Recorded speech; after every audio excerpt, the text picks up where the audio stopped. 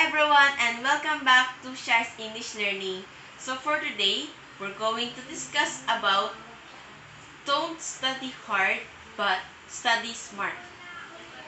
Many students are trying their best to study hard, many hours, and also our teachers telling us to study hard, study more, and it will help us to be more successful someday. But that's not true. We should only start to study smart or intelligent way, not in a hard way, because it will not very helpful to us. It will add only stress to everybody. I have 5 methods here that it will be very helpful to everybody else, especially to the students. So first method that we have is find out how long your personal concentration lasts. So I know not all the times if you're studying is your concentration is focused on the study on the subject that you're studying. So you need time for your concentration. Then how do you find out how long your concentration lasts? So you need to, for example, you have a stopwatch in your cell phones. Stopwatch, then if you start to study, try to start the stopwatch. And then if your concentration stops, stop also the stopwatch and then check it.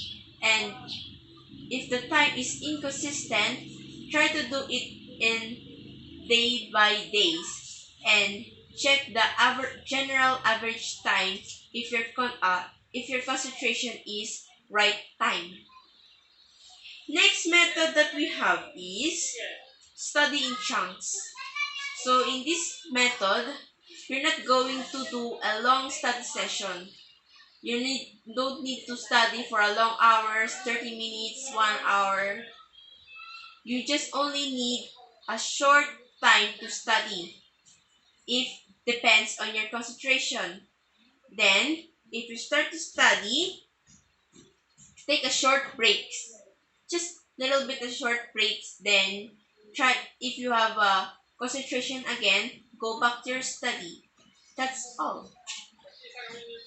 Next method is SQRRR method or SQR3 method.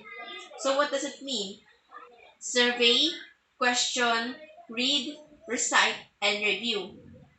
So many people said that this method is really helpful and very beneficial to everyone.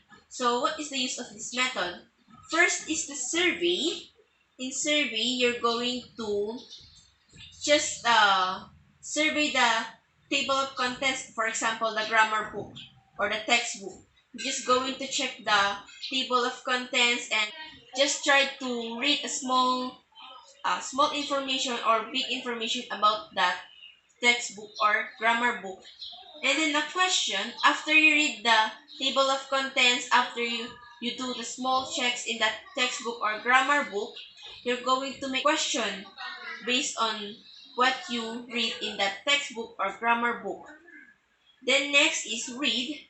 You're going to go back to the table of contents, then check if the questions is being answered to what you read in that grammar book or textbook.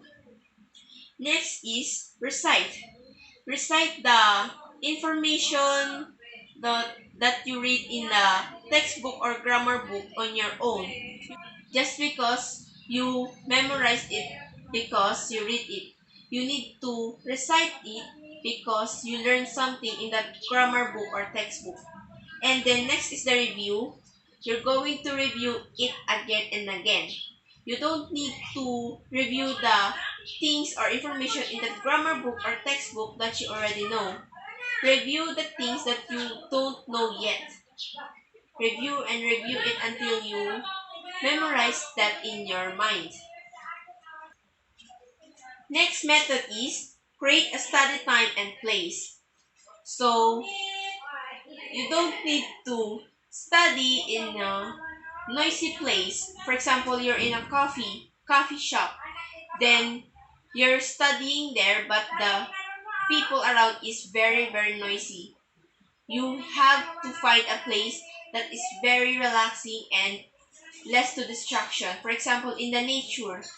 But if you're just in a house and, for example, you have siblings playing around or the background in the street that is very noisy also, you go to the nature, example for the forest or something like in the garden and try to focus and study there.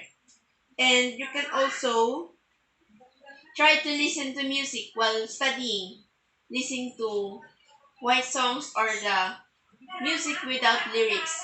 It will be helpful to you to focus and also at the same time to be relaxed while studying. And last method that we have is teach what you learn. So for example, you have someone, then you're going to teach to them what you learn, and then they're also going to teach you about what they learn. It's like the both of you is just a vice versa. There's a teacher and a student, and example, you're a student and a teacher, and also he was a student and a teacher, and you're going to vice versa the things that you learn based on what you study. So that was the five methods that you can use to help you to be successful and to study, learn more, and not study more longer. For more further questions and suggestions, don't forget to comment down below, and you can like me to my social media accounts.